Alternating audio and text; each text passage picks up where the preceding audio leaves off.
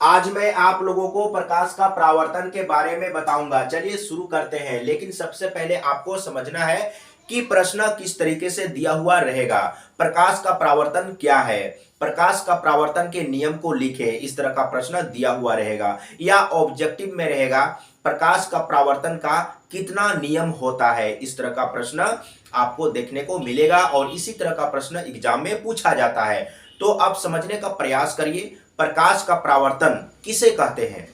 जब कोई प्रकाश की किरण एक चिकनी सतह पर आती है तो सतह से टकराने के बाद पुनः उसी माध्यम में वापस चली जाती है, इसे प्रकाश का परावर्तन कहते हैं। अब समझने का प्रयास कीजिए। मैं यहां पर आप लोगों को बना के दिखाऊंगा। ये एक सतह है, चिकनी सतह, या आप इधर में इस तरीके से पेंट कर देंगे तो दर्पण टाइप का हो जाएगा।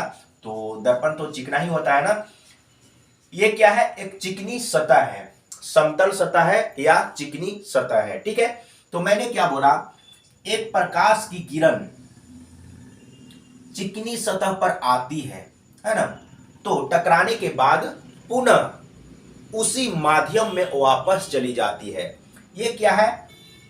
ये जो सतह है, चिकनी सतह है, इसके ऊपर एक माध्यम है, तो उसी माध्यम से ये किरण आया हुआ है और टकराने के बाद फिर से उसी माध्यम में चला गया। तो आप यहां से फिर से इसको इधर रिटर्न कर दीजिए। ठीक है, रिटर्न हो गया टकराने के बाद।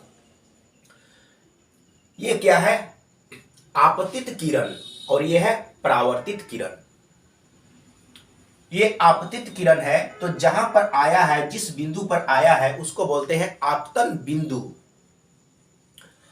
आपतन बिंदु में एक अभिलंब खींचना है। यहां पर मैंने एक अभिलंब खींच लिया, वो सीधा होगा, टेढ़ा नहीं होगा। ठीक है, इसको एन यानी कि नॉर्मल, अभिलंब को नॉर्मल कहते हैं, इसीलिए एन से लिखा हुआ आपको देखने को मिलता है किताब में। ठीक है, ये क्या है? आपतित किरण यानी कि आ रहा है, और ये है परावर्तित किरण यानी कि परावर्तित हो रहा है, जा रहा है। तो सबसे पहले आपको समझना है प्रकाश का परावर्तन का नियम, और सबसे पहले आपको समझना है कि प्रकाश का परावर्तन क्या है। मैं पहले एक बार आप लोगों को बता चुका हूं, लेकिन फिर से समझिए। जब कोई प्रकाश की किरण चिकनी सतह पर आती है तो चिकनी सतह से टकराने के बाद पुनः उसी माध्यम में वापस चली जाती है। तो वही चीज मैं यहां पर दिखाया हूं। आपतित किरण ये है, यानी कि कोई प्रकाश का किरण आया और चिकनी सतह से टकराने के बाद पुनः उसी माध्यम में चला गया, यानी कि इधर नहीं आया, इधर पास नहीं किया, उसी माध्यम में वापस चला गया। और ये क्या है? अभिलंब, यहां पर आपको खींचना है। अब इसका दो नियम है, प्रकाश का परावर्तन का दो नियम है। मैं यहां पर लिख दूंगा पहला नंबर और दूसरा नंबर। ठीक है, आप इसको देख लीजिएगा, लेकिन मैं बता देता हूं। तो सबसे पहले आपको लिखना है पहला नियम में, आपतित किरण और परावर्तित किरण आपतन बिंदु में डाला गया अभिलंब तीनों एक ही बिंदु पर होता है। मैं एक बार फिर से रिपीट कर देता हूं। आपतित किरण, परावर्तित किरण तथा आपतन बिंदु पर डाला गया अभिलंब तीनों एक ही समतल में होता है या एक ही बिंदु पर होता है। कहने का मतलब है कि आपतित किरण और परावर्तित किरण और अभिलंब तीनों एक ही बिंदु पर है। आप सिंपल में आप लिख सकते हैं पहला नंबर में, आपतित किरण, परावर्तित किरण तथा अभिलंब तीनों एक ही बिंदु पर होता है। यह पहला नियम हो गया। दूसरा नियम में आपको क्या लिखना है? अब यहां पर समझिएगा, ये है आई, मैं यहां पर लिख देता हूं आई।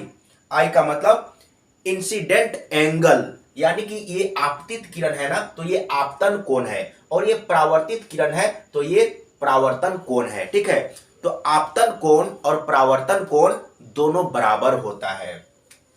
ठीक है, इसको आर से डिनोट किया जाता है। क्या?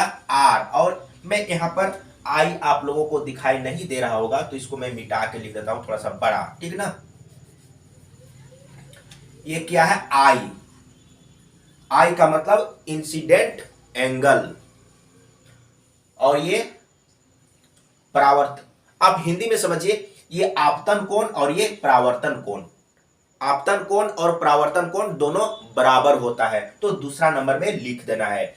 ऑब्जेक्टिव प्रश्न में आपसे पूछा जा सकता है प्रकाश का परावर्तन का कितना नियम होता है, तो 2 नियम होता है। दोनों नियम को आप समझ गए, क्या है? आपतित किरण, परावर्तित किरण तथा आपतन बिंदु पर डाला गया अभिलंब तीनों एक ही बिंदु पर होता है। और दूसरा में आपतन कोण और परावर्तन कोण दोनों बराबर होता है। यही तो आपको लिखना है और यही आपको समझना है।